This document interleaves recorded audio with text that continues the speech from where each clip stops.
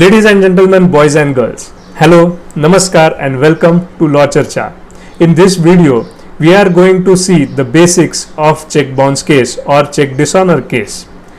Possibly, the viewers may be aware about the Negotiable Instruments Act, which regulates the check dishonor cases or the check bounce cases, and especially section 138 of the act, which deals with the basic provisions. Relying on the provisions, let's understand in this video the basics for filing a case under Negotiable Instruments Act.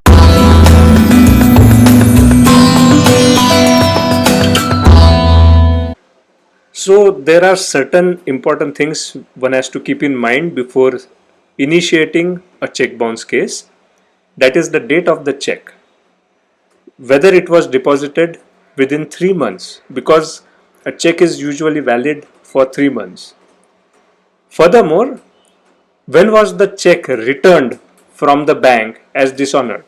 That is the date of the check return memo which the bank sends.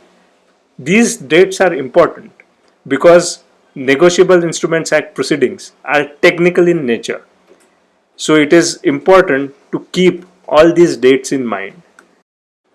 Once you have the requisite data, that is the date and the material, then you can draft the notice, and you have to ensure that the notice has to be sent within 30 days of the check return memo.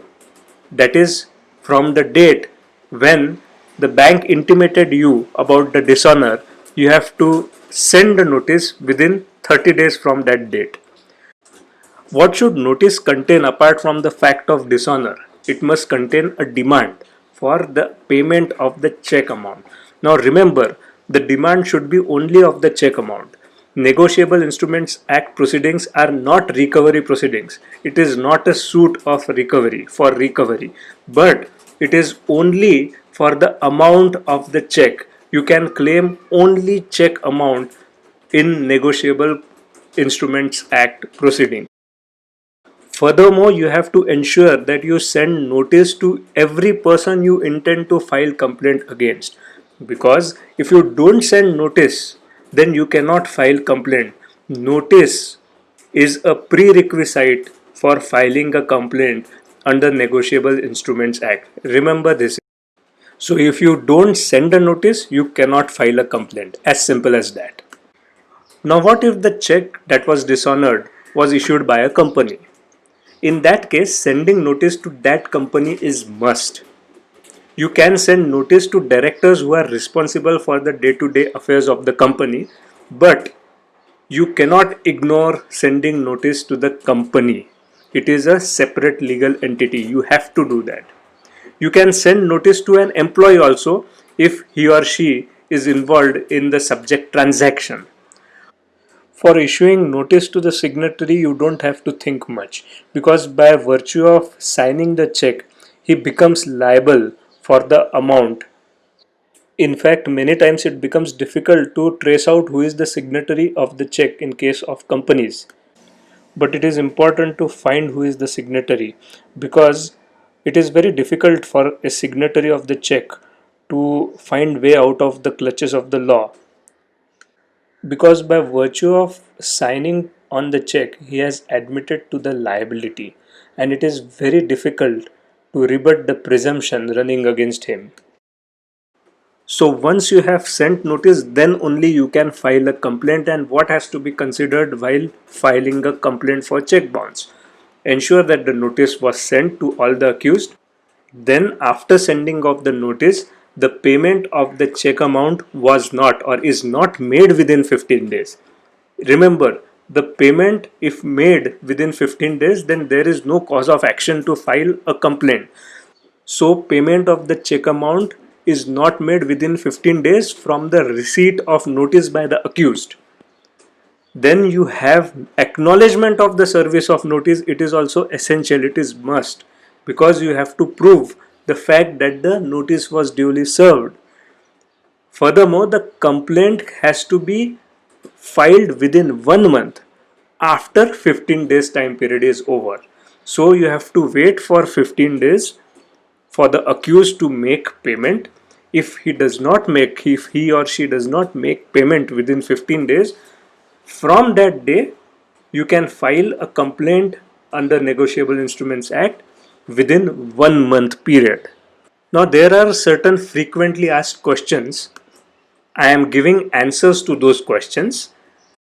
Then there can be an occasion where there are multiple checks for the same transaction for which you need to issue a notice.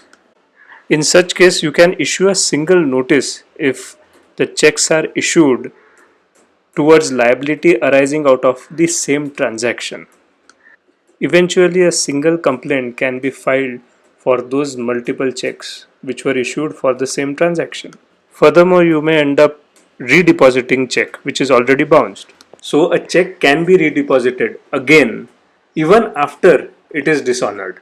Yes, so you can redeposit a check after dishonor. It is not that you have to immediately send notice. You can wait, redeposit the check, and then take a decision to send notice.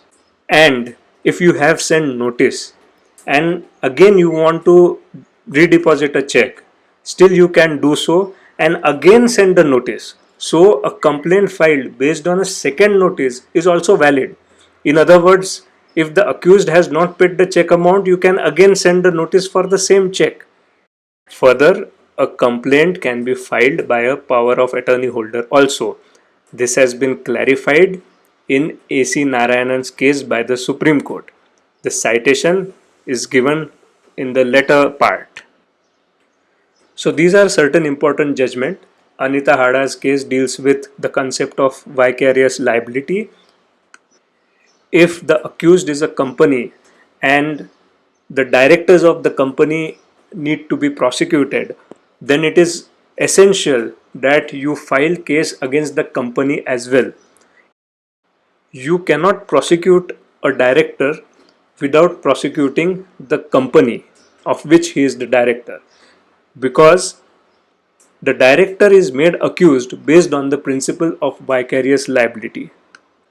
So unless the company is made an accused, the principle of vicarious liability won't apply. Next comes the MSR Leathers case. It deals with redeposit of check, which I have dealt with in the frequently asked questions. Similar to this is the next judgment of Sikagen India Limited, which deals with second notice. It basically holds a complaint based on second notice to be a valid complaint. Last is A.C. Narayanan's case, which deals with the power of attorney holder. So, as per A.C. Narayanan's judgment, a power of attorney holder can file a complaint under Negotiable Instruments Act. Or to put it better way, a complaint can be filed through a power of attorney holder. A.C. Narayanan's judgment was later followed in Tamisuddin's case by the Supreme Court. So these were the basics one should keep in mind before filing a case under Negotiable Instruments Act, that is the case for dishonor of check.